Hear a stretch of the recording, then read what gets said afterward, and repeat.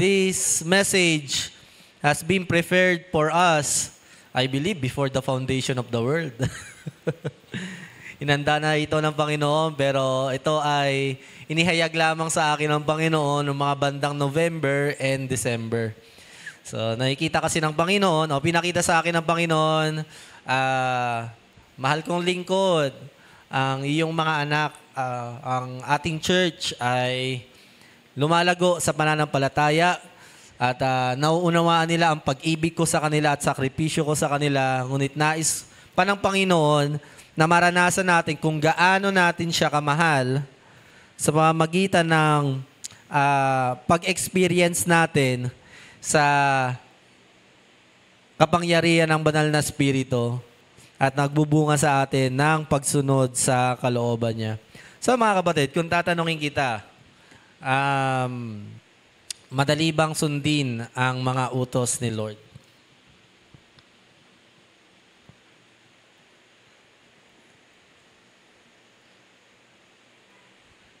Kung isipin natin, talagang, kung titingin tayo sa ating kakayanan, kapasidad, hindi.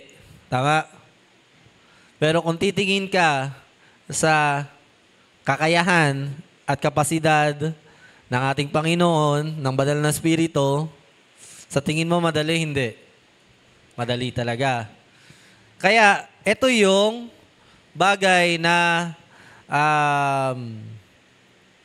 hindi dapat nating isantabi sa ating pananampalataya.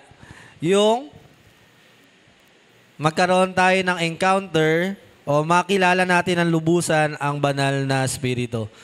Dahil maraming mananampalataya ang tumalikod na. May kilala ba kayong mga tumalikod na? So meron na, tumalikod.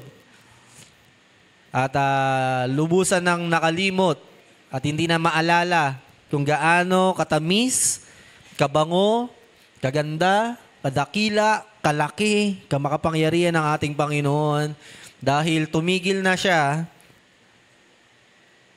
sa pagkilala sa ating Diyos sa persona ng banal na Espiritu. Kaya nga ang usaping ito, sabi ko nga sa inyo, pang-mature Christian. Kasi ikaw ba naman kapatid, pag shiner mo si Holy Spirit, mauunawaan ba ng tao yan? Hindi. Pag sinabi mo nga, Holy Ghost, so ghost pala. Ano yan? Multo ba yung Diyos ninyo? Diba?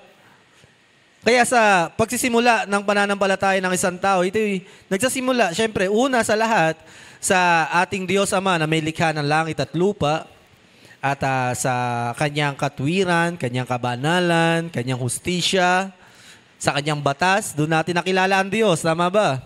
Una, sa ganung paraan. At nung nalaman natin na gano'n ang Diyos, nakita naman natin ang ating mga pagkakamali, pagkukulang, pagkakasala, at nakilala naman natin ang ating Panginoon sa persona ng ating Panginoong Hesus, ang Diyos Anak. At dahil doon, naunawaan natin kung gaano tayo minahal ng Panginoon. Tama po, no? Ganon yung pagpapakilala ng Diyos sa tao, di ba? Sabi ko nga last week, hindi nyo lubusang makikilala ang Diyos ng isang upuan lang, kundi buong buhay natin ay journey para makilala ang ating Panginoon. Kuya Eric, pwede bang pakilakasan parang medyo na hinaala ko? O pwede tutok dito yung ating speaker. Yan, maraming salamat po Kuya Eric. Ayun, medyo malakas na siya. Nag-feedback na. So lastly, bilang mga mature Christian, sabi ko nga, ang mature Christian ay those are the people who can now walk by faith. Kaya nyo nang lumakad sa pananampalataya at dito na i-explore nyo na ang inyong Christian journey. At nararanasan nyo na kung gaano kahirap maging Kristiyano, di ba? Habang tumatagal. Ganun pala yung kwento nila, pastor. Ganun pala yung nararanasan ng mga leader, mga mentor namin. Ang hirap pala magstay sa simbahan. Nung baby Christian ako, ang sarap magstay sa simbahan. Ang sarap makipag-fellowship, ang sarap makipag-kwentuhan. Pero dumating sa punto na, ang hirap pala maging, ang hirap pala magstay sa church. Ba't ganun, pastor? Ang hirap para magsimba pag Sunday. Mahirap ba? Kasi nararanasan na natin ang realidad ng pananampalataya dahil nga nagmamature na tayo. So, balik tayo sa question natin. Mahirap bang sundin ang utos ni Lord? If you are honest enough to admit it, na mahirap, praise God. Dahil honest ka at totoo ka. Pero, as we admit na sinabi natin na mahirap sundin ang mga utos ni Lord, we need to admit na kailangan pa natin ng pag-ibig ng Diyos sa ating mga puso dahil ang pag-ibig lang ng Diyos ang magtutulak sa atin upang sundin ang Panginoon. Hindi dahil sa tinatakot ka, pupunta ka ng impyerno, kundi dapat lalo pa lumalim ang pagkaunawa natin sa pagmamahal sa atin ng Panginoon at sa pagkakataong ito, sa banal na Espiritu naman. At ang salita na ito ay minsan masakit marinig mula sa Panginoon. Depende sa kalagayan ng pananampalataya natin. So kung binabasa natin to, paano ba natin ito itinanggap? Diba? Ang sabi dito ng Panginoon, if you love me, keep my commands.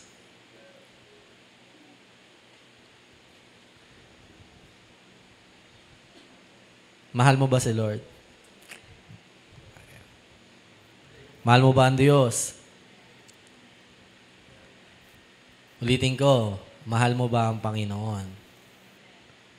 3 beses tinanong ng Diyos si Pedro.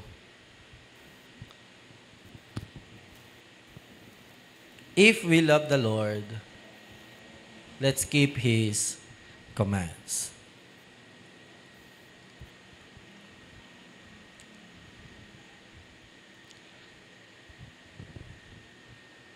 Sa maraming pagkakataon, alam natin na naiintindihan tayo ng Panginoon sa ating mga pagkukulang at pagkakamali. At hindi na natin maalis sa Panginoon na tanggapin kung sino tayo. Ating pagkatao, ating pag-uugali, ating desisyon. Hindi na natin matatanggal sa ating Diyos na nagmamahal sa atin at mahalin tayo ng buo kung sino tayo magiging at sino tayo noon. Mahal na mahal ka ng Panginoon. Ganon din ang banal na Espiritu. Mahaba ang kanyang pasensya, ang kanyang pangunawa ay higit pa sa ating mga pagkakamali.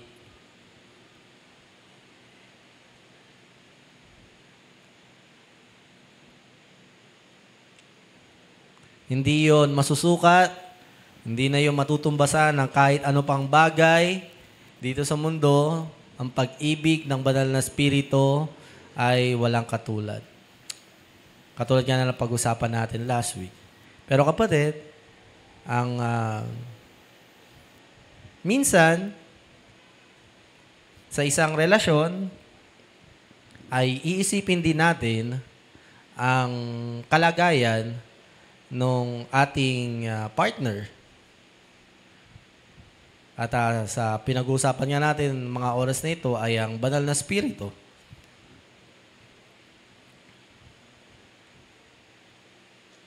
It should ring a bell sa atin sa mga pagkakataon na sinasabi natin na tanggap ako ng Panginoon kung sino ako. Tanong-tanongin din natin ang ating mga sarili kung palaging sariling damdamin ba natin yung ating iniisip. Yung laging feelings natin, yung iniisip natin. Kasi sa relasyon, di ba?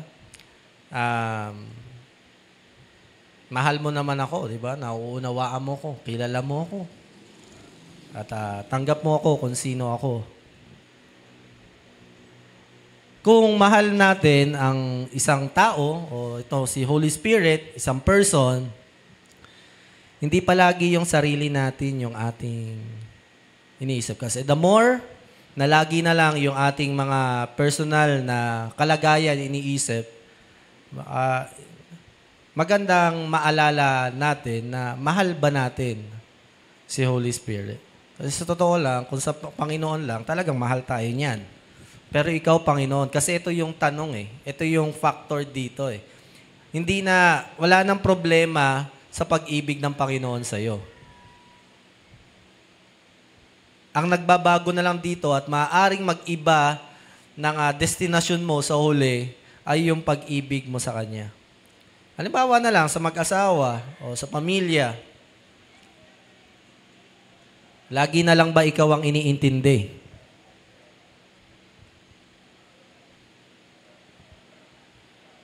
Sa pamilya, ikaw na lang ba lagi iniintindi? Laging yung feelings mo yung gusto mong intindihin. Sa pagkakaibigan siguro, di ba? Gusto mo ba ikaw yung lagi na ako na unawain? Gaano kadalas yung ikaw na tayo, na ako na may intindihin?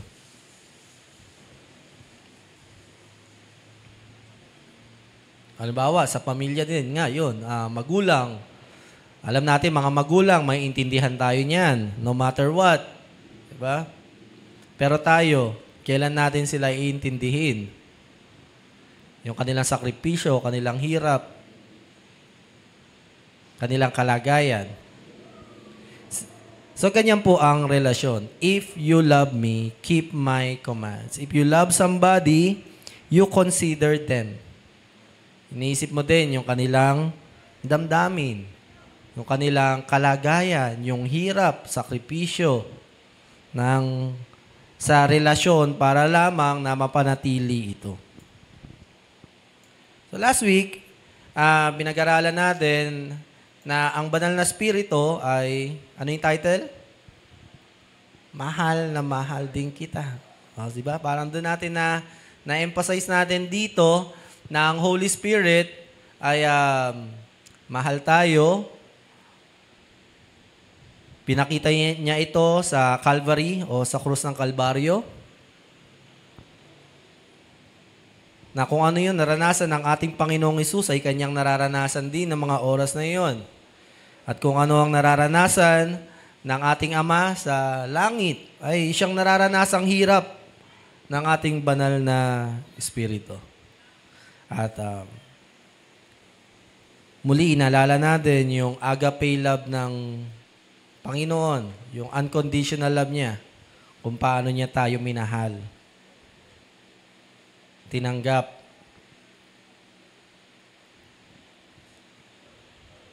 Nakapag-reflect naman tayo, no? Sa ating napag-aralan.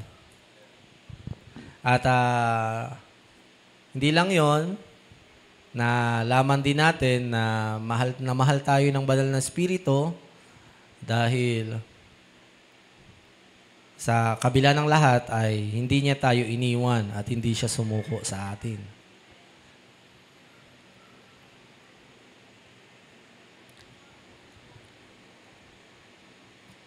Nung sinabi ko last Sunday na si Jesus ay nauunawaan tayo, hindi dahil sa nagkatawan tao siya, pero talaga nauunawaan niya tayo, kahit hindi siya magkatawan tao. Pero, ang maganda sa ating Panginoong Hesus, naunawaan niya tayo at naranasan niya yung ating mga nararanasan ngayon bilang mga tao. Ang ating Panginoon ay tinukso. Ikaw ba ay natukso? Amen. Ikaw ba ay nagkasala? Na nalubog ka ba sa kasalanan at nahihirapang makabangon? Ang Panginoon ay hindi nagkasala. Yun lang ang pinagkaiba. Pero pero hindi siya ignorante sa karanasan na porket hindi siya nagkasala, hindi niya alam yung pakiramdam ng marumi, ng kasalanan, kahinaan. Dahil yung ating Panginoon, hindi man nagkasala, kinuha niya yung ating mga sala doon sa krus ng Kalbaryo. At siya mismo yung naging kasalanan. Siya mismo yung naging sumpa.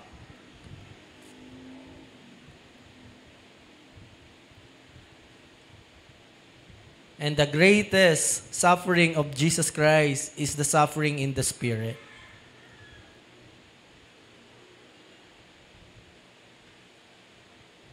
Mga oras na yon, tinatanggap niya ang puot ng banal na Diyos sa ating mga kasalanan.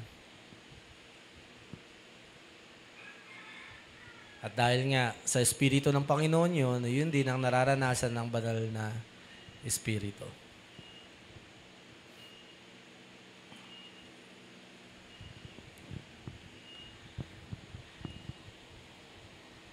Pero, hindi natin pwedeng sabihin nga na, Lord, di mo naman ako nauunawaan kasi ikaw, Diyos ka, banal ka. So, nauunawaan niya tayo. Alam niya lahat ng ating pinagdaanan at natikman niya lahat. Higit pa sa nararanasan mo ngayon. Merong pa nga siyang naranasan na hindi mo na mararanasan. Kaya wala tayong may susumbat sa Panginoon. Ano yun? Kamatayan. Siya na yung tumikim. Siya na yung dumanas ng kamatayan para sa iyo at para sa akin.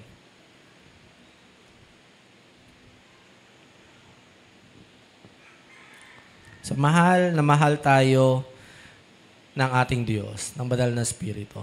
Naunawaan niya tayo dahil siya ay Diyos at naranasan niya yung ating mga naranasan sa pamamagitan ni Jesus. So, kung lubog ka na sa kasalanan, si Jesus, hindi lang nalubog sa kasalanan, nalibing pa dahil sa kasalanan. Namatay. Dahil sa kasalanan. Ikaw, namatay ka na ba sa kasalanan mo? Hindi. At hindi na, nawa.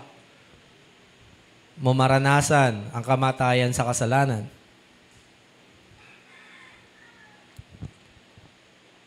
So, in general sense, alam mo na, number 1, nauunawaan ka ng Diyos. Number 2, naranasan ng Diyos. Yung naranasan mo at higit pa. Pero ito naman, sa pagkakataon na ito, ang banal na Espiritu. Hindi lang naranasan ni Jesus in a general sense, yung naranasan ng mga tao. Sa pamamagitan ni Holy Spirit, nararanasan na ng Diyos kung paano nagsasuffer specifically si Mariela. Si Arjin, si Nanay Elsie, dahil si Holy Spirit ay nananahan sa inyo. Iisa na tayo sa banal na Espiritu. Kung dati, nasasabi natin na nauunawaan at naranasan ng Diyos yung aking mga kasalanan dahil nga nagkatawan tao siya, pero mas lumalim ito sa banal na Espiritu dahil kung ano yung naranasan ni Beth ay nararanasan na ng Diyos specifically, not in a general sense.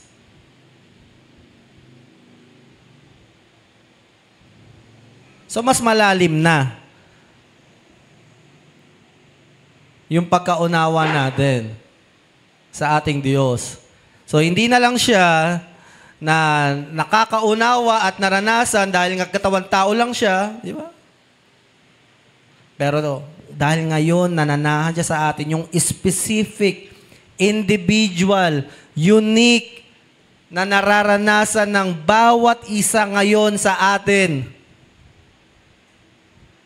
Nararanasan ng Diyos. Ako, alam ko nararanasan ni God yung nararanasan ko ngayon. Actually, kanina nga hindi muna ako sumali sa praise and worship. Sabi ko, Lord, yung physical ko baka hindi ko kayanin. Kasi nga, anong oras na ako natapos sa lahat ng aking ginagawa. Kaya nga sabi ko, Lord, nagbe-pray ako, Panginoon, magpadala ka ng mga lingkod mo pa sa simbahan na ito. At this time naman, yung specific na request ko na sa Panginoon, Lord, yung kayang mag-support financially sa simbahan namin. Para naman, kasi nga, di ba, last time, nakahapon ba yun? Pambayad ng internet. Sabi ko, Lord, 11,000 yun. Tapos, mamaya, makikita ng finance team yung resibo ng kuryente at tubig. Sabi last week, kinausap na ako ni Ruth ng ating finances sa mga finance. Pastor, pag-usapan po natin yung budget ng simbahan kasi ganito na talagang wala na pong natitira, wala na naiipon. Sabi ko, sige, pag-usapan natin. So, may nakamang kami na pwede namin gawin ng church para ma-improve. Tapos kagabi naman, habang nag-aaral ako, tinawag din ako ng asawa ko. Sabi ko, dear, anong gagawin natin? Papagawa simbahan. Hindi tayo makakapangupahan. Hindi na natin kaya magdagdag pa ng ating gagastusin. Kasi ngayon pa nga lang, kapos na tayo. Siyempre,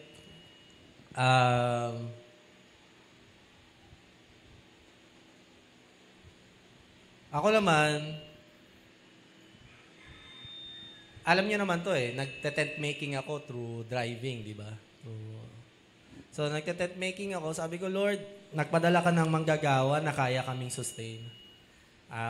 Hindi ko na kailangang magtrabaho, kahit yung asawa ko, focus na lang kami sa ministry. Hindi na kami maglalaan ng oras pa para isipin yung finances ng simbahan.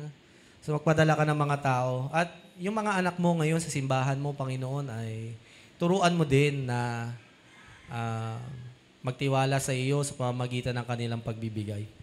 So, yun yung prayer ko kanina. Kaya ngayon, alam ko, naunawaan ako ni Lord. Medyo mababa ang aking social battery. Gen Z, no? Wait lang kayo. Mabelo lang ako. Alas 5 na ata ako humiga kagabi. At ngayon ay, to God be the glory, ay ginagamit pa rin ng Panginoon. So, ayun yung maganda sa ating banal na spirito ngayon. Nauunawaan niya specifically. Hindi na dahil, halimbawa, yung isang hayop, isang pusa, maunawaan niya isang pusa in a general sense. Pareho silang pusa Pero, iba, yung mismong ikaw, nauunawaan niya yung ikaw mismo. Kasi pareho kayo. Kasi isa kayo Ngayon, itong si Holy Spirit, sa pamamagitan niya, kahit hindi naman niya maranasan ito, no? Alam na alam niya Pero for our own security, gusto niyang ipaunawa sa iyo na itong kalagayan mo ay kalagayan din niya. Yung gutom mo, gutom din niya. Yung lungkot mo, lungkot din niya. Yung hirap mo, hirap din niya. Pag masaya ka, masaya din siya.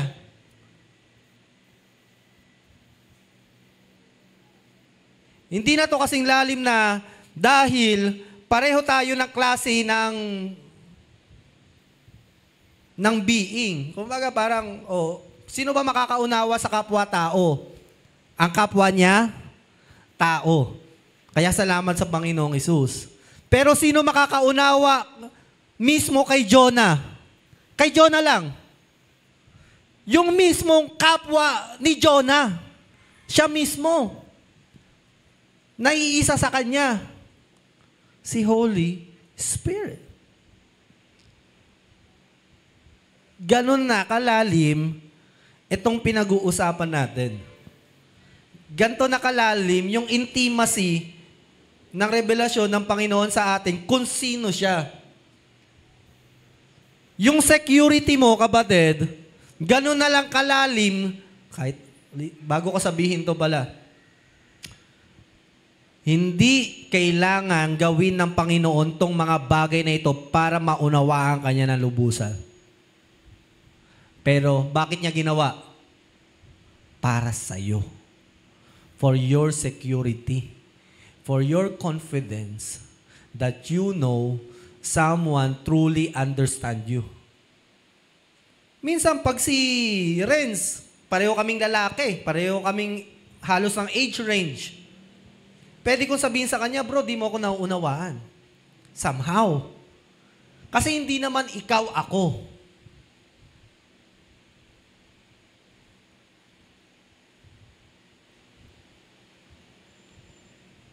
Pero dahil kay Holy Spirit, we have that confidence. Baunin nyo ito, kapatid, na may makakaunawa sa'yo kung sino ka talaga ngayon.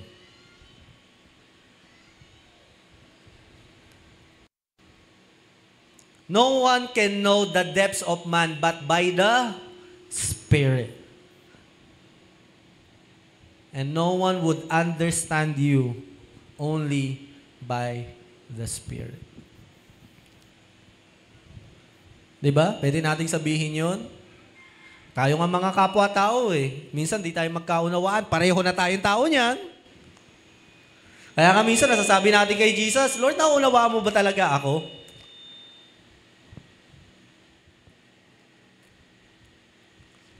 Kapwa babae, di magkaintindihan. Pareho pa kayo ng bahay, di pa rin magkaintindihan. Uy, pareho kayong tao, parehong kaning kinakain nyo. Pareho kayo ng nanay, pareho kayo ng tatay. Pareho kayo ng hugis ng ilong. Hindi pa rin kayo magkakaunawaan pa rin talaga. There is uniqueness. There is still something that separates us to one another, but not with the Lord. Not with the Holy Spirit. Baunin mo ito, kapatid. Merong isang person na hindi mo pwedeng paratangan na hindi ka mauunawaan, nauunawaan ka na niya. Dahil nananahan siya sa iyo. Hindi pala dahil nananahan siya sa iyo. Unawa niya sa atin. Tayo pala kailangan umunawa. Pinapaunawa niya sa atin, binibigyan niya tayo ng seguridad, anak, nauunawaan kita kung sino ka as an individual, unique person. Because you and I are one in the Spirit. No one else come close as the Holy Spirit. Wala nang mas magiging close pa sa iyo just as how the Holy Spirit is so close to you. Sabi nga sa Bible, ay husband and wives will be one, or tawag doon, ekad, di ba? Magiging isa. At ang panalangin ni Jesus nga, na tayo'y maging isa din sa Espiritu Santo. Pwedeng ang dalawang tao maging isa. Ganon din ang ating Diyos, Ama, Anak, at Banal na Espiritu. Pastor, kung bibilangin mo, Yahweh, Jesus, Holy Spirit, di ba po ba tatlo yon? Sa tao, tatlo. Pero dahil sinabi ng Diyos, iisa lang ang Diyos, at sinabi ng Bible na si Ama, si Yahweh, ay Diyos, sinabi si Jesus ay Diyos, sinabi ang Banal na Espiritu ay Diyos. So, meron bang pwedeng kumontra doon? Wala. Sinabi. So, ibig sabihin na lang, paniwalaan mo na lang na si Jesus ay Diyos, ang Ama ay Diyos, ang Banal na Espiritu ay Diyos, at iisa lang ang Diyos. Huwag mo na unawain, paniwalaan mo lang. Kaya nga kanina, nag-worship tayo. Ako talaga, ugali ko to. Pag pagod na pagod ako, hahawakan ko yung asawa ko, yayakapin ko. Para absorb niya yung pagod ko. Kanina, nung parang pagkahawak ko lang sa kanya habang nag-worship, talagang naramdaman ko yung Banal na Espiritu. Yung imagery na merong nakakaunawa sa iyo sa pinagdaraanan mo. At walang ibang nakakaunawa sa akin dito na tao, asawa ko lang talaga. At nung hinawakan ko siya, talagang nabagabag na ako. Naiyak na ako na salamat, may nakauunawa sa akin, Panginoon. Nararamdaman mo itong hirap na pinagdaraanan ko. Pero dear, malayong malayo ka kay Holy Spirit. I love you so much. No one else will come close pagdating sa pagiging isa at karanasan o pagkaunawa sa atin maliban na lang ng ating Diyos.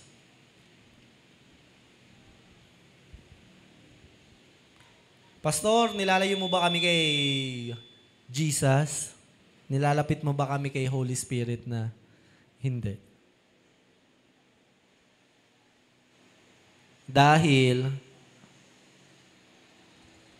para mapalapit ka kay Jesus, ang kailangan mo ay si Holy Spirit. Kailangan lumalim ang pagmamahal mo sa banal na Espiritu.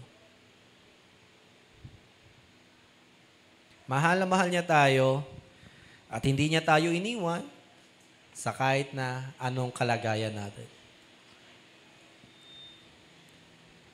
Nagsiyara ako kanina madaling araw, biglang may dumapong ipis sa paa lang. Sinipa ako agad. Yak! Ipis. Most hated.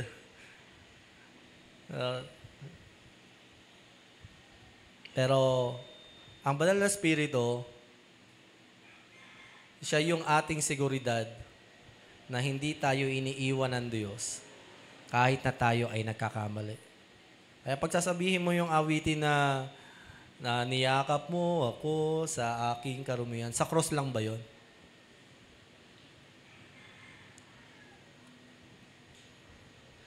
Simula ngayon, sasabihin mo na yan kay Holy Spirit. Hindi siya umaalis sa atin. Bagkos ay nililinis niya tayo. Tinutulungan niya tayo.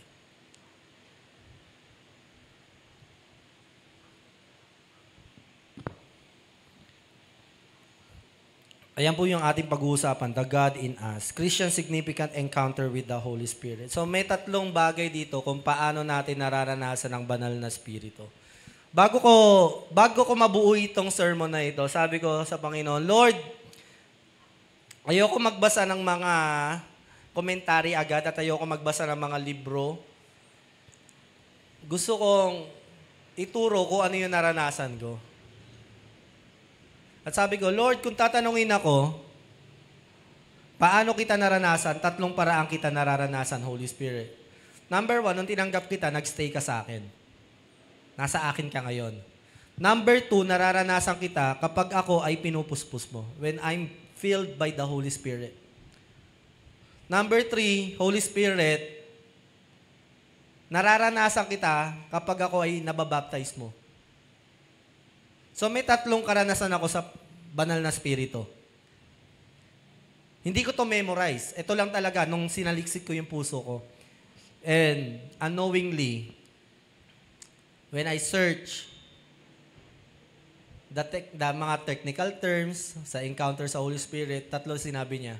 Number 1, indwelling, yung pananahan niya sa atin. Number 2, yung being filled by the Holy Spirit. Number 3 is being baptized by the Holy Spirit. Thank you, Lord. Sabi ko, hindi talaga yung hindi talaga pastor magtuturo sa Sunday, ikaw talaga.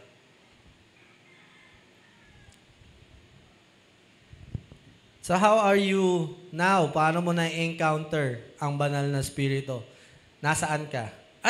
Ayun. Pwede pakipuno yung ating pitchel ng tubig at bigyan niyo po ako ng transparent na baso. Ayan. Salamat po sa mag-a-assist. So, tatlong bagay po yan, mga kapatid. Nakailang minuto na ba ako? Para naman 30 na. O, yan. Dali naman akong kausap. Kung ayaw nyo na, kasi parang ano ba naman yan, pastor, no? Baka ngayon pa lang, di na kayo ganahan. So, number 1, mga kapatid, ang unang experience natin sa Holy Spirit ay yung nagdwell siya sa atin. In Romans chapter 8, verse 9 to 11, you, however, are not in the flesh, but in the Spirit.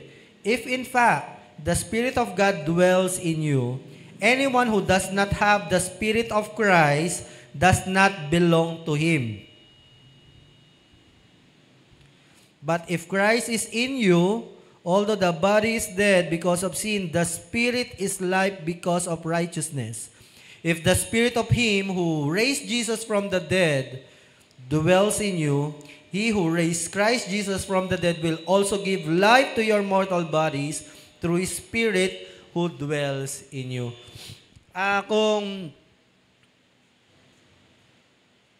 Ayan, salamat. Tapos plastic cup na lang po. Okay? Salamat. Ayun, no? Si Irish yung si JR yung mag-aabot ng baso. Palakpakan naman natin itong talagang gustong-gusto mag-serve na itong dalawang to eh. Ayun, no? Next time, sabay na kayong aakyat, ha? Kaso may kumukontra yung cameraman. Okay. Palakasan na lang ng prayer.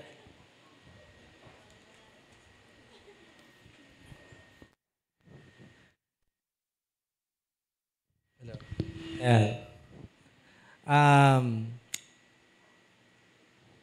Love natin si Lord. Amen? At there are times lang talaga, mahal natin siya, pero hindi natin magawang sundin yung kalooban niya. Kasi nga, we stop to Jesus Christ at hindi pa natin lubusang nauunawaan pa kung paano natin na-encounter si Holy Spirit. And I can confident say na maraming Kristiyano na nga hanggang ngayon na nagsasabing Kristiyano sila pero hindi sila lumalakad sa pananampalataya at sinasabi nila, hindi, tinanggap ko naman si Kristo sa puso ko. Si Jesus sa puso ko. Pero bakit kapag ipinaparanas naman sa atin yung Espiritu ng Diyos ay hindi naman yun ating tinatanggap? So, medyo selective tayo sa part na yon. Pero to God be the glory, nandito kayo ngayon at you are willing to encounter the Holy Spirit. Alam mo kapatid, this is an impossible life. Talagang mahirap mamuhay bilang Kristiyano, maliban na lang merong banal na spirito na tutulong sa atin sa araw-araw.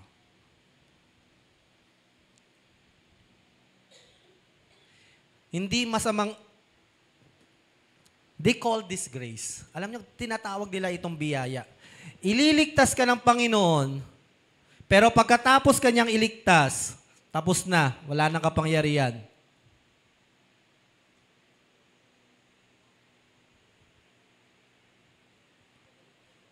That's not grace. Hindi biyaya yung, okay, tinanggap ko na si Kristo kahit pa anong sabihin nyo at kahit pa anong pamuhay ko, ano pang decision ko, it doesn't count anymore. Wala na yan. Ligtas na ako, sa langit na ako. Kapatid, gusto kitang bigyan ng red flag. The moment na iniisip mo na ang mahalaga, ligtas na ako, kahit pa ganito pamumuhay ko, it's a red flag.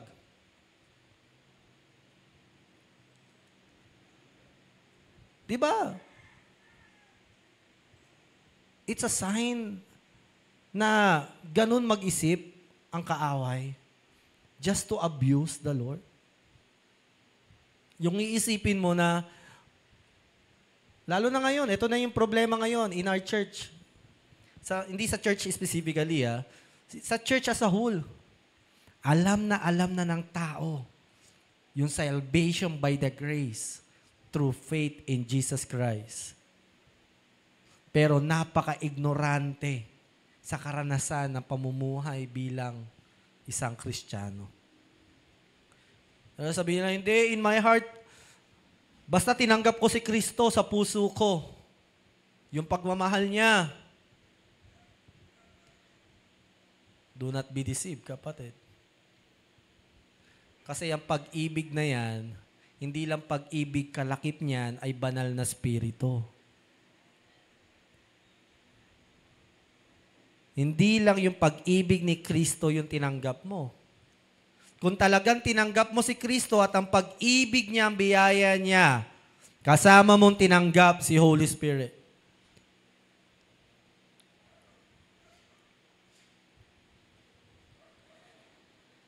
Walang sino man na taong nagmamahal sa Diyos ang sasabihin, okay lang. No, we know that. Tayo mga nagmamahal sa Diyos. Kaya nga, ang pilit nating tinatanggap sa ating pananampalataya, ako'y bago ng nilalang. Wala na ang dating pagkatao, ako'y bago na.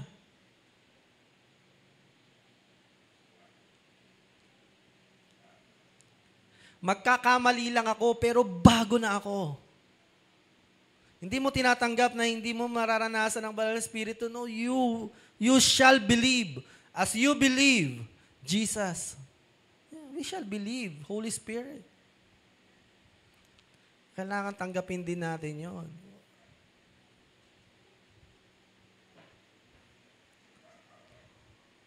Pag sinabing indwelling o dwellers, para yung naglalakbay sa isang lugar.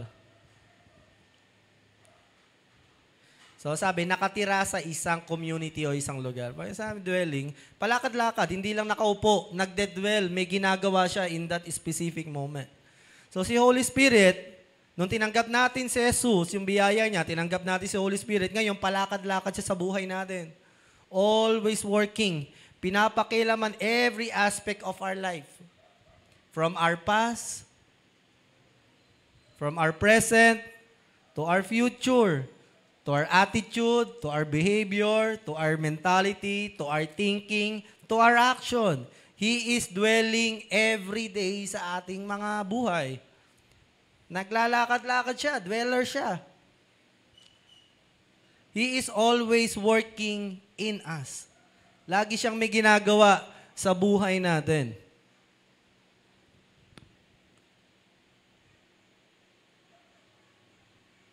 At kahit sino pa tayo, hindi namimili ang Panginoon. Gano'n man karumi, gano'n man katagal, kabata, katanda, ang isang tao, magdedwell siya. Alam mo kapatid, isipin lang natin.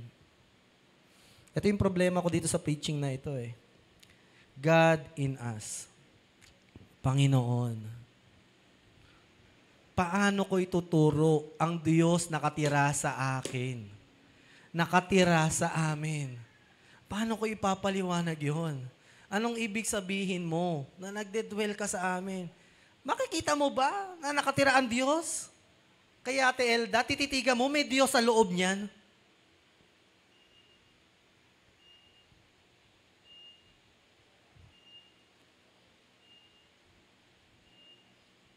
Kay Jeremy, titigan mo nga. May Diyos na nakatira sa loob mo.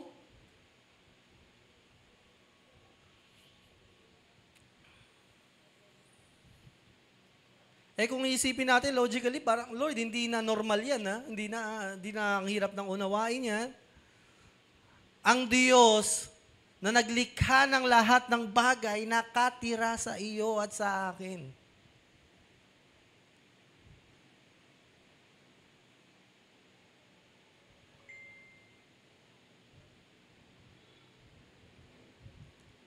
So, ano sa tingin mo ang kaya mong gawin dahil nakatira sa iyo ang Diyos?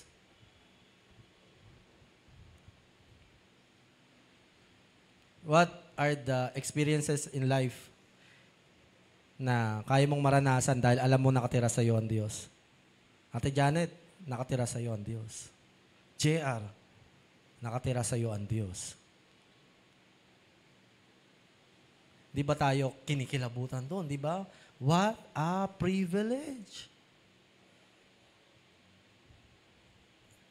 Hawakan ka nga lang ng stranger eh.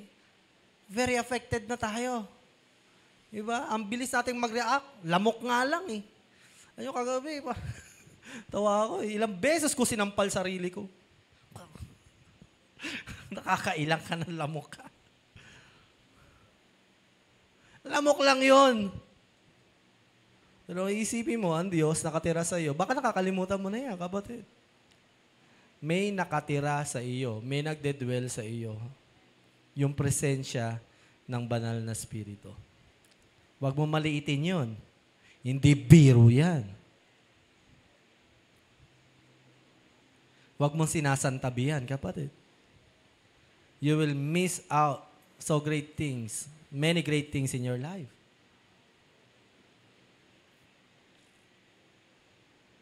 Baka akala mo, Justin, ikaw, iyan ka lang. Si Justin ka lang.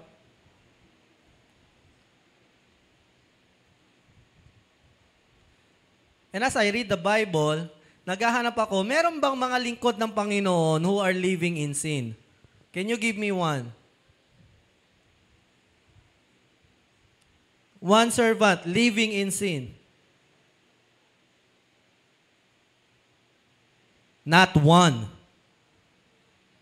Wala, kahit isa. Lingkod ng Panginoon, ha? And nowadays, in church days, in our time, we are so arrogant to say, this is grace. Living in sin, God forgiving me,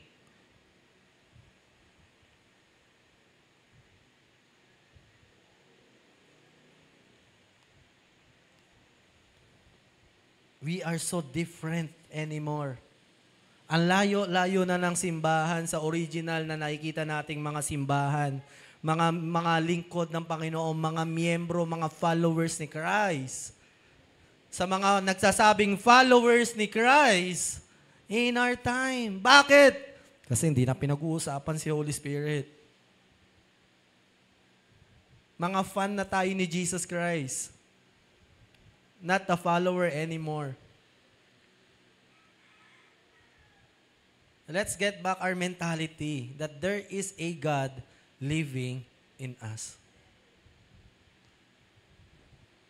Alam mo, pinabibilib ako ng Panginoon kapag isang tao nagpapasakop sa banal na spirito. Hindi yan mayabang. Asawa ko kagabi, sabi niya, Dear, bebenta ko na yung cellphone ko. Nanaki yung mata ko. Sa puso ko, asawa ko. Si Bana. Bebenta niya na yung iPhone niya.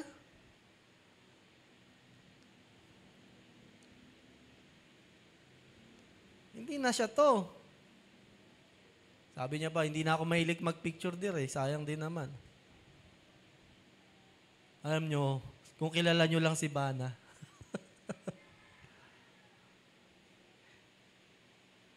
may karapatan naman mag-selfie palagi, di ba? At mag-post. Sabi niya, Dear, bebenta ko na yung iPhone para meron tayo pang upa. Alam mo, dati di kanya yan. Gagawin yan, maghahanap ng sisisihin, manunumbat, magdedemand sa iba. Bakit ba kasi ganito? Dapat sila. Bakit tayo? Hindi. Ang gusto niya, siya mag-suffer para sa iba. How are you?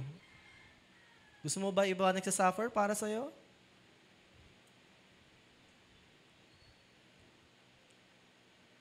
Well, that's not Holy Spirit. That's not Jesus. Sabi nga ni Eric last Wednesday, paano mo malalaman will ni Lord? Kapag hindi mo iniisip yung sarili mo, kagustuhan, kundi para sa iba, will ni Lord yun. Yes, that's love. Kamusta na? Mga kapatid? How's your comfort zones? Not to condemn, no? But to remind. Baka ang layo-layo na natin. May nakatira sa iyo. Gene, there is a great person in the ancient days living inside of you.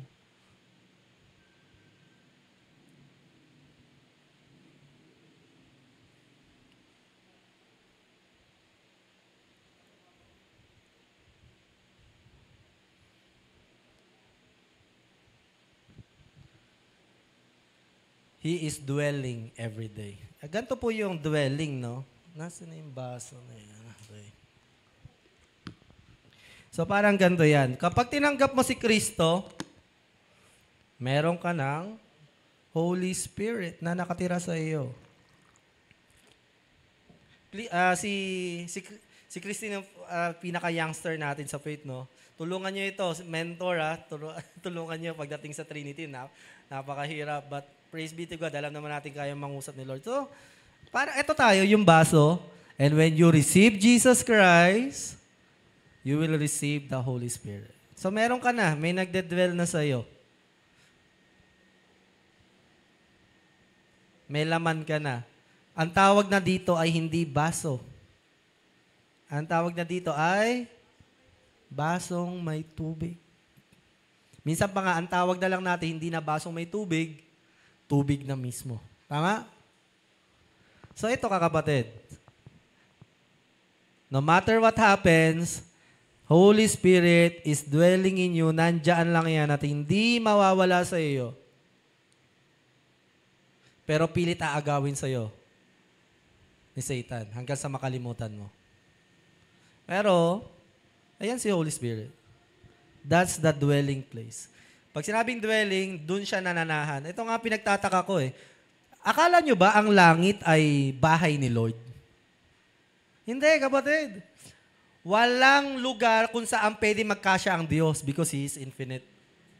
Walang upuan na pwedeng magkasya sa saan pwedeng umupo si Lord. Bakit may trono? Wala lang, pinapakita lang niya yung kanyang kapangyarihan. Pero there is no place that God can live on. Wala. Pero ang Diyos, piniling manahan sa iyo. He lives in us.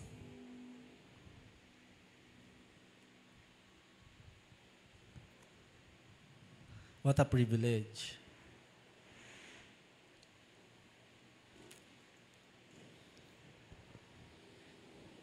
So kapatid, ikaw at ako, tayong lahat, magandang paalala sa atin that you are a new creation. The old has passed, a new has born. At may Espiritong nananahan sa iyo. You are not on your own. Kaya every decision you make, isipin mo, ang banal na Espiritu kasama mo.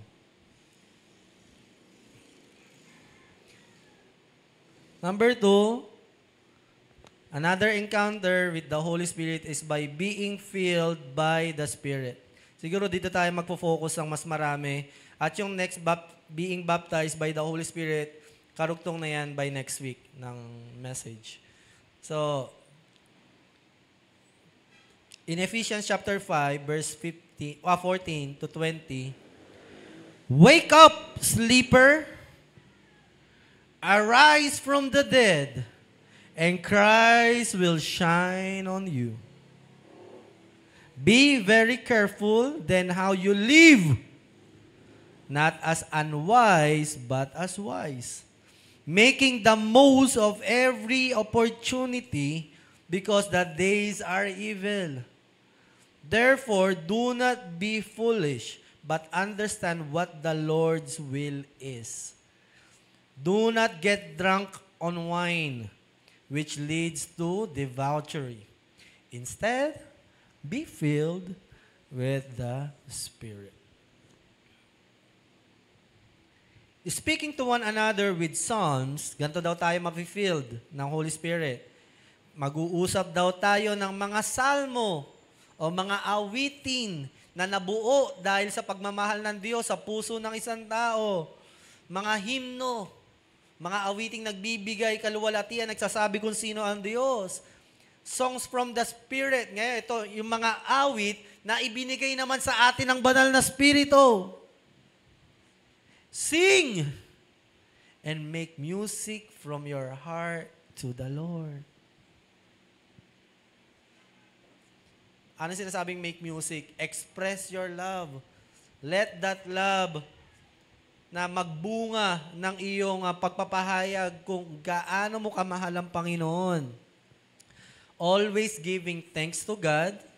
Lagi kang nagpapasalamat sa ating Ama sa lahat ng bagay in the name of our Lord Jesus Christ. So dito, present ang Trinity, no? Binanggit si Spirit, binanggit ang Ama, at binanggit din ang Anak. So mga kapatid, ito po yung being filled naman. No? Ito, dwelling lang yan, ganyan lang yan.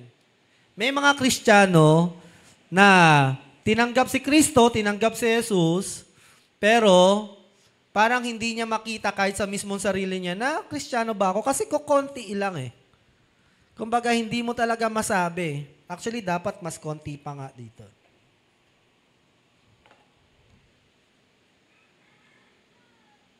So, as in, konting-konti lang. Nananahan sa'yo. May tubig ba sa loob? Meron naman, halos hindi mo lang makita. At sa mga baby Christian, ganyan din sila. Kahit paminsan sabihin mo na, parang hindi naman Kristiyano, di ba, Pastor, pinag-pray natin yan, tumanggap naman sa Lord, pero bakit parang wala? Baby Christian pa lang. Hindi mo talaga pa makikita yung Espiritu ni Kristo sa kanya. Sisimula pa lang eh. Pero habang tumatagal, kapatid, hindi ka mananatili na ganito. Sabi ko nga sa inyo, hindi ka pwedeng masatisfy na ganito lang. Pastor, okay na ako dyan. You are deceived. Ulitin ko. You are deceived.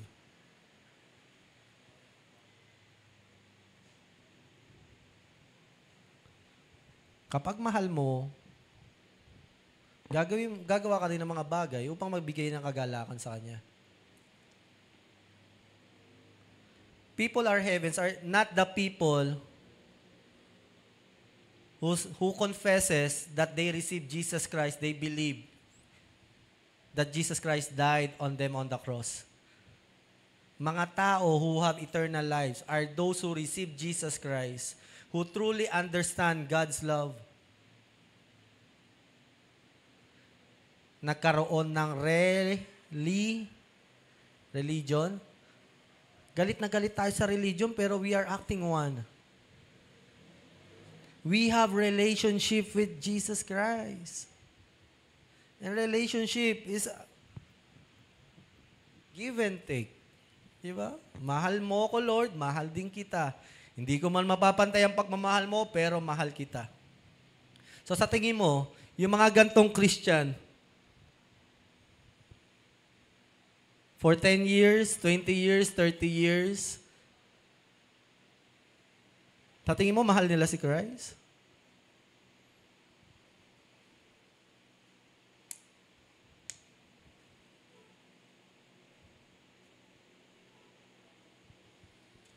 Do not be deceived, kapatid.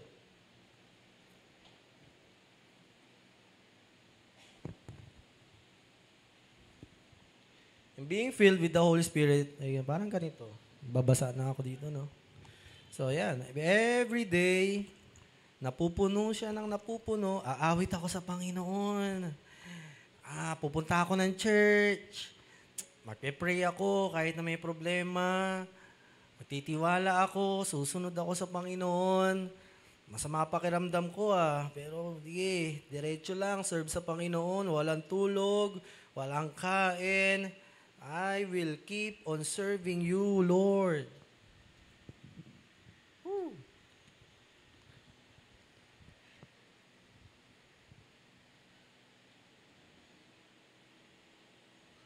Being filled with the Holy Spirit. Ang pinagkaiba ng being filled by the Spirit,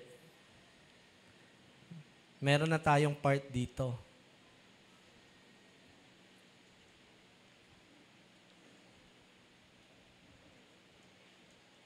You stop pornography, being filled. You stop nonsense things, being filled. Alam niyo mga kapatid, kahit pa anong magpasiklaban tayo dito at magpagalingan sa ministry o sa church o sa attendance natin, lalabas at lalabas talaga. At hindi dahil para magpagalingan o magpataasan ng pananampalataya, lalabas at lalabas yung status ng ating pananampalataya. Are you pursuing God?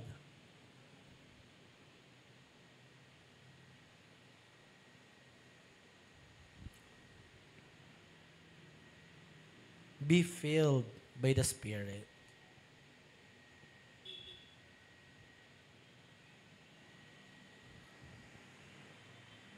I will not be afraid to say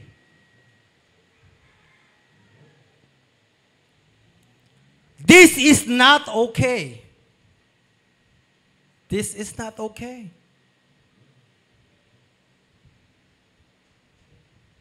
There is a God living in you.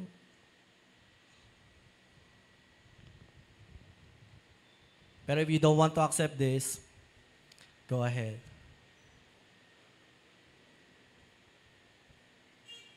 Pero gusto ko lang naman sa inyo, maging masaya kayo sa pananampalataya nyo eh.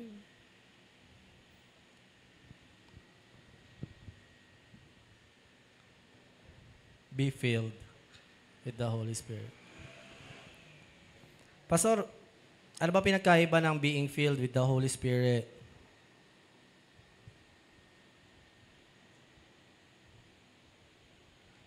Acts chapter 4, verse 8. Then Peter, filled with the Holy Spirit, said to them, rulers of the people and elders. Sila dito, ito sila Peter, nagkaroon sila ng lakas ng loob to share the gospel. Alam naman natin ito si Peter, traidor to eh. Traidor, duwag, kunwaring matapang. Pero kapag humaharap na sa totoong, pag boka-boka, hindi, mamamatay ako para sa'yo, di kita itatatwa, Lord. Magaling to magsalita.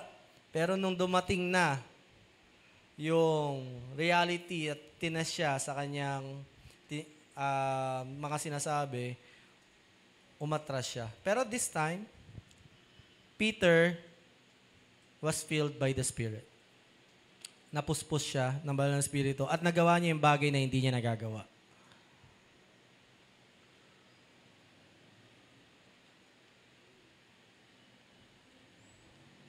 Na-share niya yung gospel doon sa mga Pariseyong kinatakutan niya mga dumampot kay Jesus Christ. He even denied Christ three times, di ba? Pero ito, hinarap niya.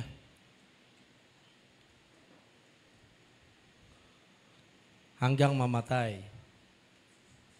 Hinarap to ni Peter. One more thing, si Elizabeth, nung filled siya ng Holy Spirit, sa Luke 1:41, and when Elizabeth heard the greeting of Mary, the baby leaped in her womb. Elizabeth was filled with the Holy Spirit. Kapag daw ikaw ay napupuspos ng banal na Espiritu, ikaw ay may kagalakan. Sino dito gusto maging masaya, buhay Kristiyano? Gusto niyo ba? Kung minamasama natin yung pagko-correct sa atin ng Panginoon, paano natin mararanasan yun?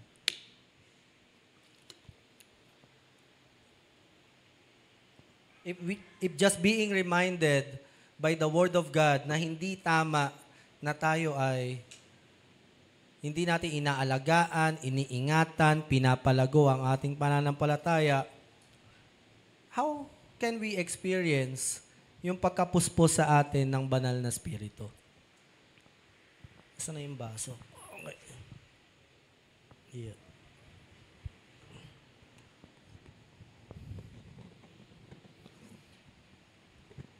Don't take this against you, kapatid. Last week naman, kinomport ka ni Holy Spirit, You're reminded kung paano kanya minahal. Ngayon, pinapaalala lang naman niya, mahalin mo rin siya. Tama? O kayo nga mga nanay, di ba? Gusto niyong pinapakinggan kayo. Mga tatay, di ba gusto nating pinapakinggan tayo?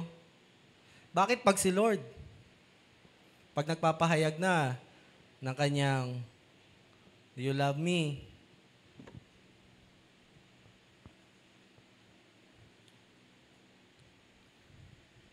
Isipin ba na naman natin yung ating damdamin dito? Pinag-usapan natin dito, damdamin ni Holy Spirit. Hindi damdamin mo. Last week yon.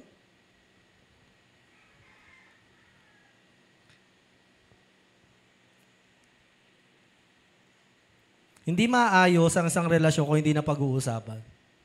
Hindi pinag-uusapan, hindi hinaharap.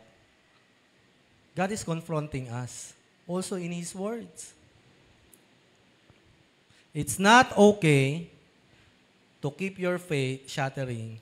Na sinasabi natin, tinanggap ko naman si Lord sa puso ko.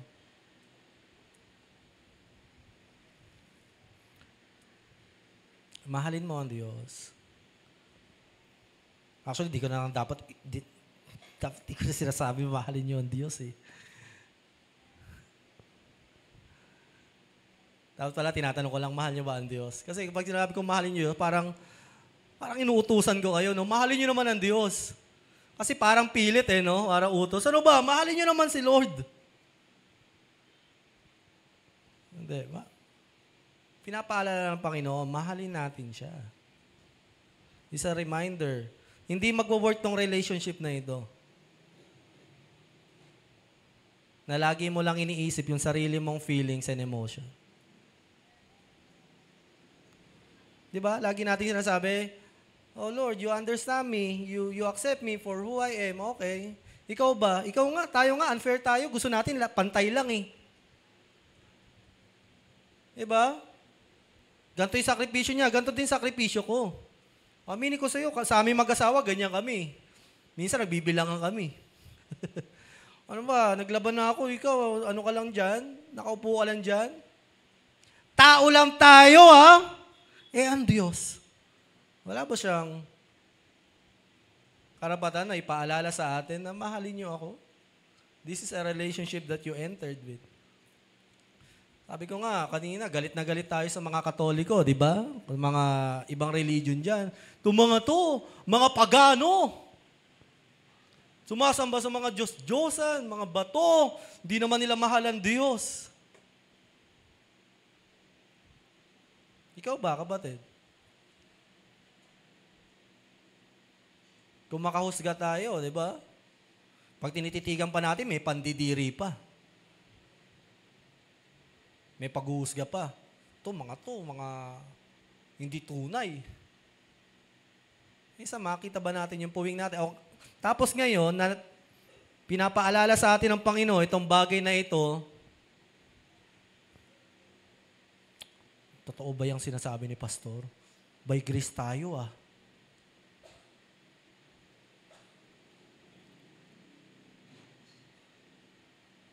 Di ba hindi naman sa gawa tayo naligtas? Yan ang gustong-gusto ni Satan. We justify our sin. Isipin lang natin mga kapatid, maling-mali yun eh. Isipin natin na gano'n. And we even called it grace. That's not even grace. Sabi nga nila, cheap grace daw yun eh. Sa akin, anong cheap grace? It's not grace at all. Minahal ka ng Diyos na walang hanggan. If you are filled with the Spirit, ito naman benefit. Huwag kayong mag-alala. Benefit naman ito. At ang example ay si Stephen. Brothers and sisters, choose 7 men among you who are known to be full of the Spirit and wisdom. We'll turn the responsibility over to them and we'll give our attention to prayer and the ministry of the Lord.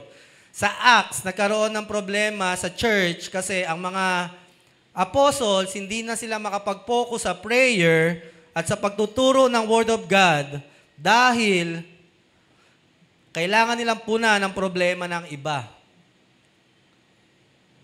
At napag-desisyon na nila, kailangan natin maghanap ng mga taong full of the Spirit or filled by the Spirit.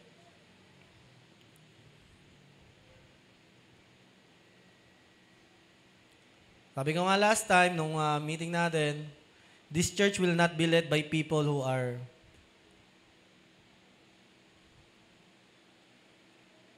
yung faith nila ay let the people who are filled by the Spirit or full of the Spirit take over the church. If there are decision-making, pakikinggan ang church.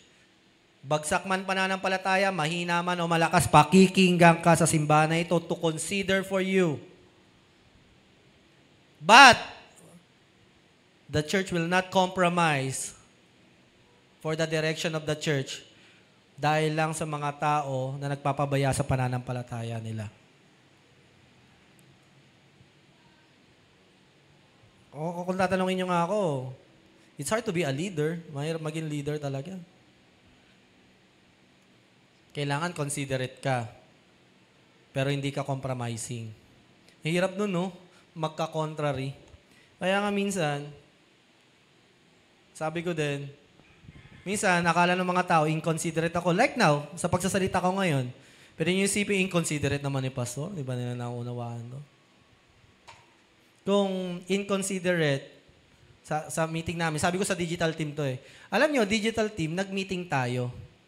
Tinanong ko kung kaya natin to at ginawa natin ang paraan at alam natin na kaya natin ito. Wala tayong gagawin na hindi natin kaya. So, in that way, considerate tayo. Kasi nag-usap-usap tayo eh. Kaya natin to. Sasabi nila, opo, Pastor, kaya yan. Okay. Noong mga panahon na parang on the going na nangyayari na yung mga meeting, mga pinag-uusapan, may hindi na sumusunod. Pwede bang, Eric, si Eric, hindi sumusunod. Hindi, lahat naman kami. Si Eric, hindi sumusunod. Sabi ko, Eric, pasensya ka na. Nag-meeting tayo. Ang sabi natin, kaya natin ito. Madali lang naman eh. In reality, kaya naman talaga eh. So kung hahayaan na, okay lang yan. Tanggap naman natin yan. Mahina ka naman. Kapatid, ayun yung pagiging inconsiderate. Hindi lang inconsiderate, pagiging compromising pa. Alam niyo kung gaano kahirap maging balansihin? Kaya nga minsan mga tao, yan. Akala natin yung mga tao, inconsiderate, pero hindi yan inconsiderate. Hindi lang nagkokompromiso. Iba yung inconsiderate, yung walang pakialam. Hindi tatanungin kung ano yung pangangailangan mo, ano yung kakayahan mo, ano limitasyon mo. Ayun yung mga inconsiderate. Baka akala kasi natin yung mga compromising, inconsiderate. Hindi, kapatid. We need to live an uncompromised life.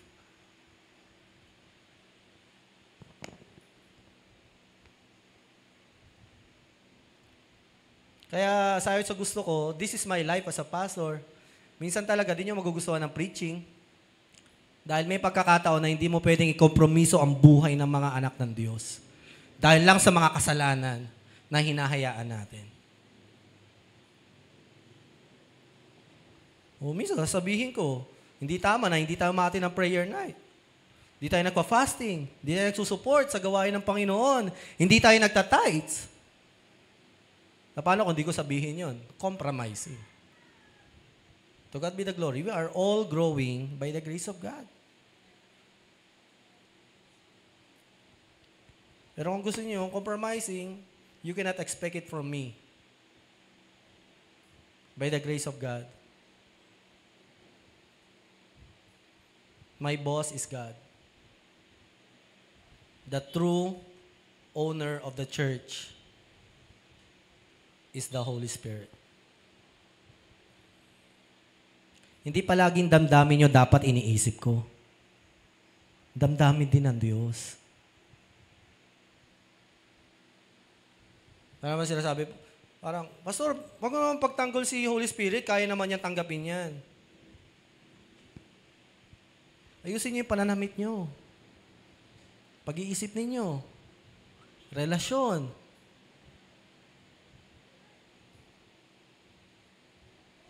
Pag-iisip. Maging masipag kayo. Wag puro excuse and reasons in life.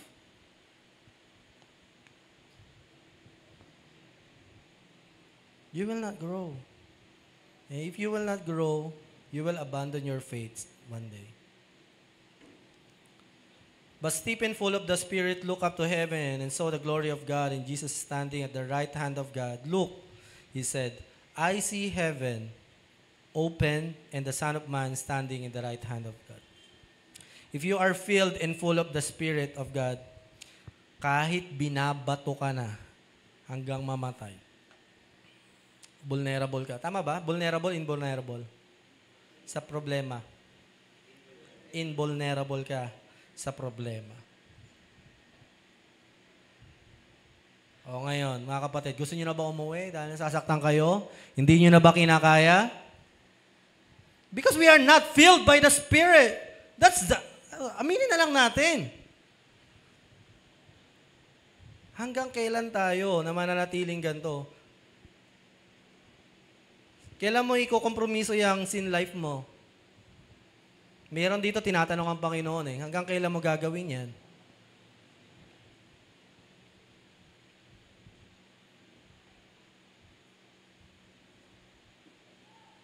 Hanggang mamatay? Hanggang kaya mo itago? Akan? Spirit of Akan? Do we think na makakatakas tayo sa Panginoon?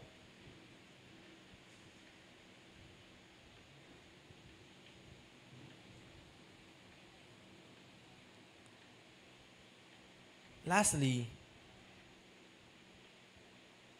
be baptized by the Holy Spirit.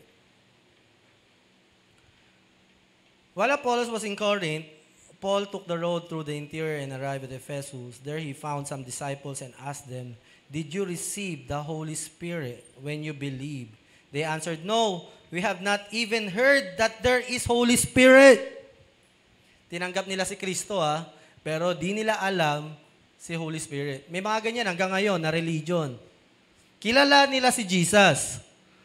Pero, pagdating kay Holy Spirit, hindi nila masyadong kilala. Hindi nga nila kayang ipaliwanag. At dahil nga hindi nila kaya ipaliwanag, sasabihin lang nila, hindi, ano lang yan, kapangyarihan lang. Presensya lang. O sasabihin, basta ano yan, espiritu na nagbabago sa atin. Kaya tinanong sila ni Paul. So Paul asked, "Then what baptism did you receive?" Anong baptism yung receive nyo, natanggap nyo? John's baptism. They replied, Paul said, "John's baptism was the baptism of repentance." He told the people, "Believe in the one coming after him, that is in Jesus." Sabi, tanggapin nyo ang banal na spirito.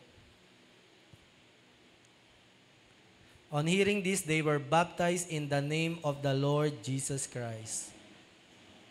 When Paul placed his hands on them, Holy Spirit came on them, and they spoke in tongues and prophesied. They were about 12 men in all. Same thing happening in the modern church. Nagsasabing, we know Christ. We accept Christ. Sabi nga ni Paul, in the last days, ang mga tao, magsasabing kilala nila ang Diyos, pero they have not experienced the power of the Spirit.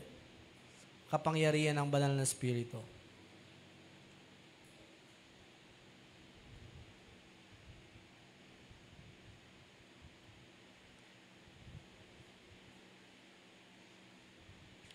Real talk question.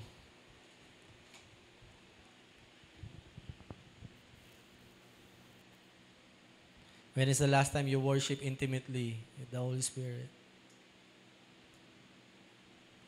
And you are saying, okay lang yun, mahal ako ni Jesus. When is the last time you bow and kneel down to your God?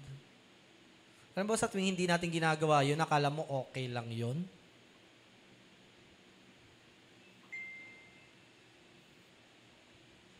No. Sa tuwing ginagawa natin yun, hindi yun okay na parang, okay, palalagpasin, nasasaktan siya. We are quenching Him. We are grieving Him.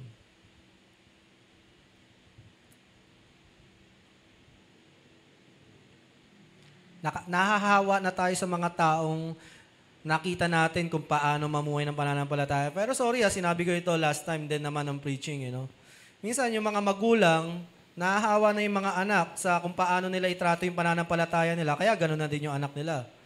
Pero kayo, mga young pro, huwag niyong gagayahin yung maling gawi ng mga elder or deacon na mali.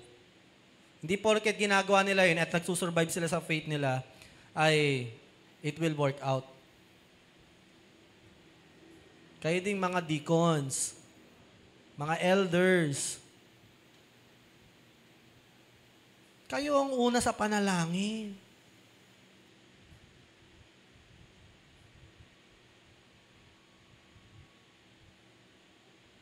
Mga young pro, Sinabi ko to last Wednesday, publicly. Gusto ko sabihin ito. Sabi nga ng Panginoon, kung mayroong bagay na maling ginagawa at hindi natututo, gawin mo ito publicly para hindi tularan. Mga youth, huwag niyong gagayahin yung mga mentor niyo sa mga maling gawin nila. Kung nakita niyong hindi sila umakati, huwag niyo silang gayahin. Hindi sila yung model ng faith niyo. Si Jesus.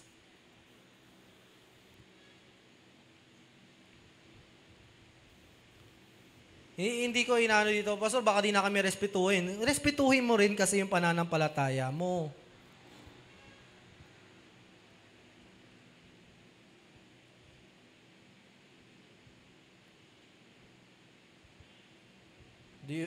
Nire-respeto mo pa ba kahit mismo ang Panginoon?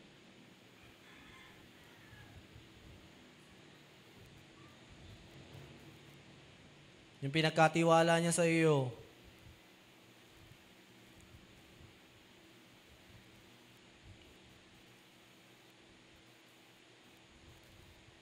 I believe this is the heart of God to correct us right now. Minsan lang naman to. Cannot stop Him. Ang mga taong baptized by the Holy Spirit, these are the people, same illustration din. So, kung meron kang Holy Spirit, tinanggap mo siya, nananahan sa iyo ang Diyos, boom, you have Him. Now, being filled with the Holy Spirit, stop stupid things, pursue God, read your Bible, stop pornography, stop your lust, serve the Lord, pray, love Him, talk to Him, sacrifice, obey Him. Ano pa? Naiisip nyo, lagay natin. Kung saan yung nakikita mo na nagiging pagkukulang mo sa pananampalataya mo. Being unfaithful, liar, stop it. So, di ba?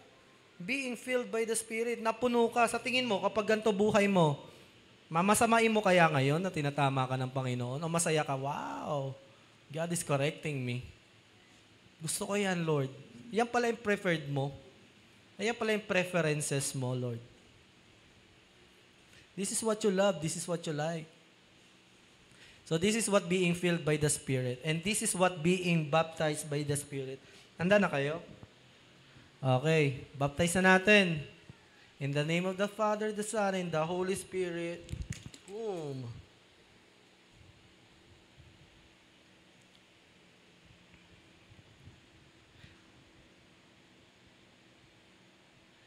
When you are baptized in the Holy Spirit, baptizo means being immersed in the Holy Spirit. Nakikita niyo pa yung baso?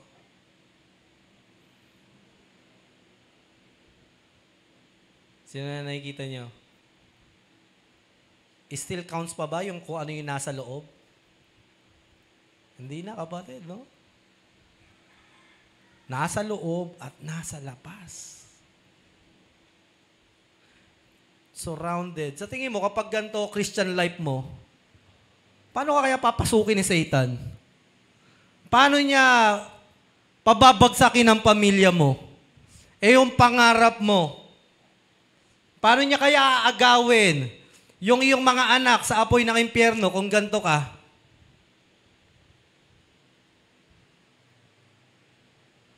Sa tingin mo, madedepress ka pa ba dito?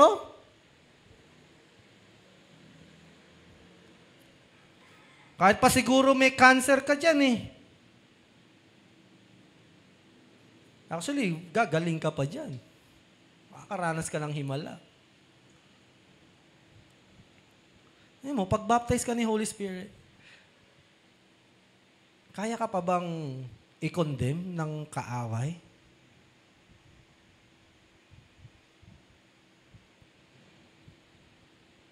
You want to be baptized by the Holy Spirit? Ewan ko kung kailan yung schedule mo, pero ito maganda when you are baptized. Pag being filled, it takes efforts. Parang araw-araw ka, disiplina, spiritual discipline. Pero alam mo, pag baptize ka ni Holy Spirit, ganito ka konti, it takes just one touch to immerse you. Hindi mo kailangan maantay mo, pupunuin ata muna ako ni Lord bago niya ako i-baptize. Paminsan-minsan lang to, kapatid. Pero sana, kapag ibabaptize ka na ni Holy Spirit, you are ready to receive. Sabi, di ko nababasahin, pero part na ng message yun. Si Cornelius, bagong Christian lang siya, pero he was baptized by the Holy Spirit. Ang Church of Ephesus, Christian na sila, matagal na, pero hindi pa sila nababaptize ng Holy Spirit. So ito ang maganda sa sa pagka-baptize sa atin in the Holy Spirit. It doesn't matter who you are, wherever you are, what is the status of your faith. Yung field medyo may di ba? Parang everyday. Kaso kasi ang baptism minsan-minsan lang eh. Para kayo nasa loob ng bahay, ganito tayo sa Holy Spirit. Kaming dalawa, magkasama kami. Pwedeng magkasama sa bahay, hindi nagkikwentuhan pero magkasama. Tama ba yon? So what do you call that? We are dwelling to one another. Magkasama lang. Pero di kami nag-uusap. Pero pag you are filled with the Spirit, tatawagin mo siya, Dear, bakit kailangan po tawagin? Magkasama naman kayo. So yun yung idea na we are still calling the Holy Spirit kahit nakatira siya sa atin. Holy Spirit, come, Holy Spirit. Kasi you are getting His attention. Parang gusto mo siyang, pwede ba tayo mag-usap? Heart to heart? Pwede ba kitang makasama ngayon? So yun yung being filled, na parang hindi lang kayo magkasama, nagte-take ka ng effort para, kasi kahit naman magkakatabi tayo dito di ba? Hindi mo pwede sabihin, ramdam mo na may kasama ka dito sa simbahan. Kahapon nga mga kabataan, tinitignan ko May isa ako nakikita ng kabataan na, syempre, somehow, nalulungkot ako.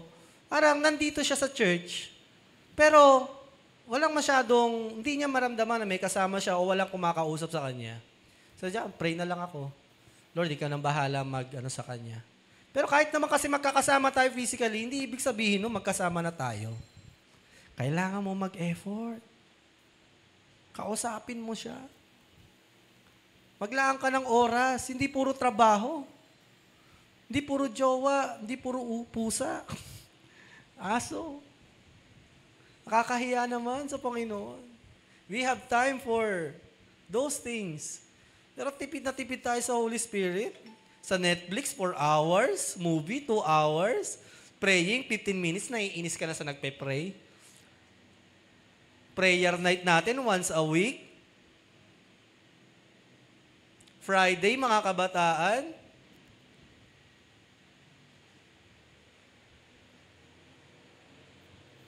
Sa ating finances, 10% lang di natin maibigay. Tapos magtataka tayo, bakit hindi tayo nagka-grow sa faith? Di tayo ma-full.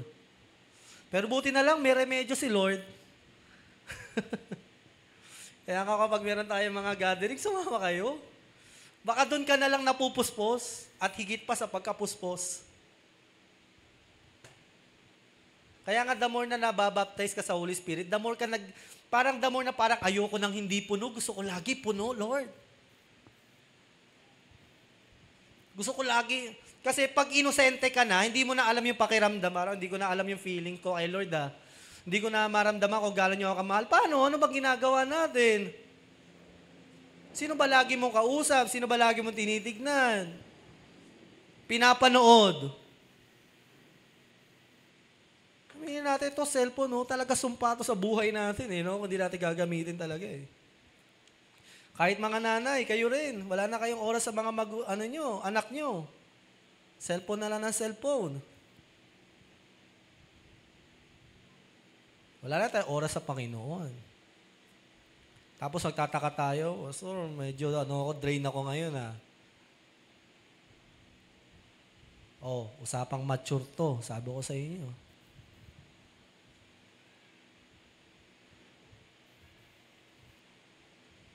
Huwag mo sisihin yung church. Huwag mo sisihin kung sino man. Bakit ka hindi filled?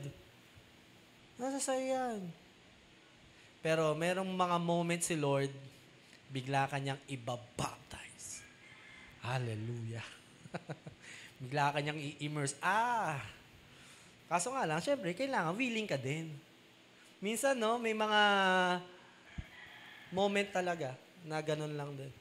So, pag-uusapan natin sa mga susunod na araw, yung, Pastor, paano ba nababaptize yung Holy Spirit? Paano ba na, kapatid, I will not replace anything para, sarap na maging ganito. At, balik pala doon sa isang bahay. Ngayon, Pastor, paano kapag, pag-baptize kayo, pag-intimate kayo? Ito na yung minsan-minsan na very intimate. Minsan nag-iiyakan kayong dalawa, nag-uusap kayo ng problema. Sa mag-asawa, naglalabing-labing, di ba? Ganoon. Nagyayakapan, nagkikiss.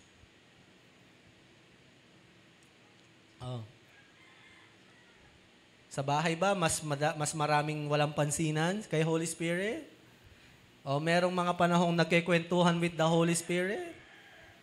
Asawa ko nagagalit sa akin, kala niya minsan, puro ako cellphone, di niya alam, chinachat ako ng mga member, puro ka na lang cellphone. Sa isip-isip ko, dito ko nare-reach out yung mga tao. Siyempre, nagde-demand siya ng time ko, na parang, minsan na nga lang ako sa, uwi ako dito. Di na nga tayo nakakatulog, tapos ganyan ka pa. Diba? Sa tingin mo, mahal ka ni Holy Spirit? So much.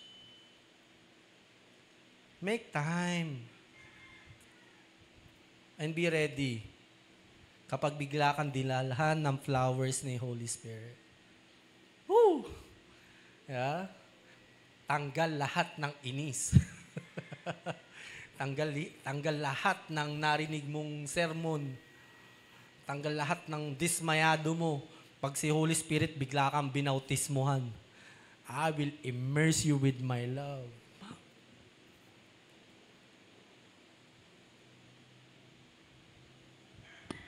Tapusin na natin. Thank you, Lord.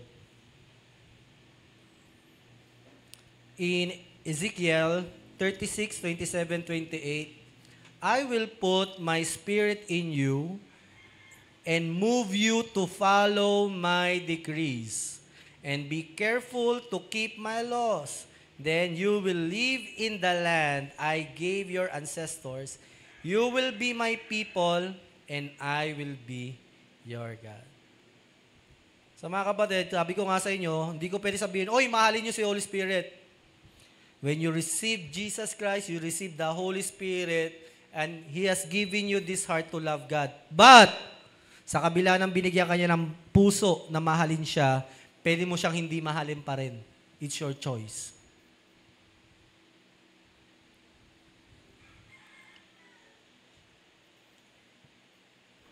So, lang yun, paalala. Sabi ko nga, sa awit, if we had an exchange of heart, then you'll know why I fell apart. You'd feel the pain when the memories start. If we had an exchange of heart. Gustong-gusto ko yung awit na yun eh. Kasi para naman kahit anong pilit mo sa tao, mahalin mo ako. Di mo ba naunawaan gaano kita kamahal? Di mo ba alam kung ano yung ginawa ko sa iyo? Kung hindi naman kayo pareho ng puso, di ba? Pero ang ginawa ni Holy Spirit, binigay niya yung Espiritu niya sa atin. At ngayon, hindi ka na inosente sa Kanya. Kung akala natin, yung ginawa ni Jesus, the Father and the Holy Spirit, para masabi nating nararanasan na tayo ng Diyos, naranasan niya yung naranasan natin. Now, this time, by the Holy Spirit, pwede mo nang maranasan yung nararanasan ng Diyos. Pwede mo nang maranasan paano magmahal tulad ng sa Diyos. By the Holy Spirit. Alam mo na kung gaano mo, ganito mo pala ako kamahal. Ganito katindi.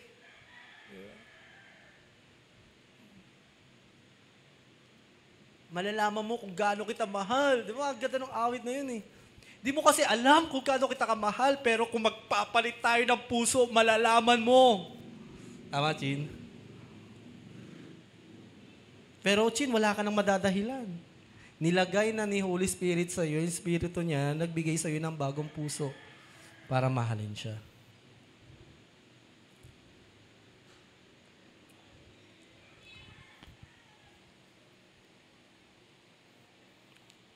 Kung tatanungin ko kayo, mahal nyo ba ang Lord? Alam ko mahal nyo si Lord kung tinanggap nyo si Holy Spirit, pero palaguin nyo ito. At alagaan at ingatan ninyo. Let's pray. Holy Spirit, we entrusted you your words, your feelings. Thank you for being honest and true to us. Thank you for taking care of our situation. Thank you for being considerate. And this time, Lord, you are showing that we need also to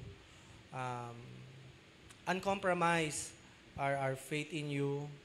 I pray na itong aming napag-aralan, our encounter with you, na hindi lamang ikaw mag-dwell sa amin, hindi mo lamang kami mapuspos, kundi maranasan din namin yung iyong pagbautismo mo sa amin, yung paglubog mo sa amin. Ikaw po ang magtugon pa ng mga pangailangan ng mga anak mo sa lugar na ito at ikaw ang siyang maluwalhati for your sake, Lord, para sa kagalakan mo, to bless your heart. For your glory, Lord. Kahit paminsan kami masaktan, mapaalalahanan,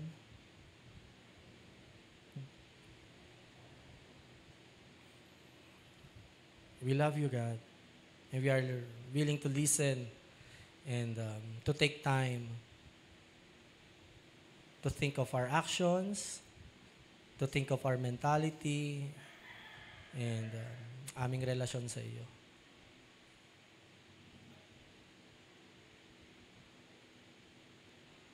Basagin mo ang puso namin, Lord. Anumang katigasan, anumang pagmamalaki, pagmamarunong, we are laying down, Lord, ourselves to humble to your word. Accept it as a challenge. May you be glorified, God. In Jesus' name we pray. Amen. God bless, mga kapatid.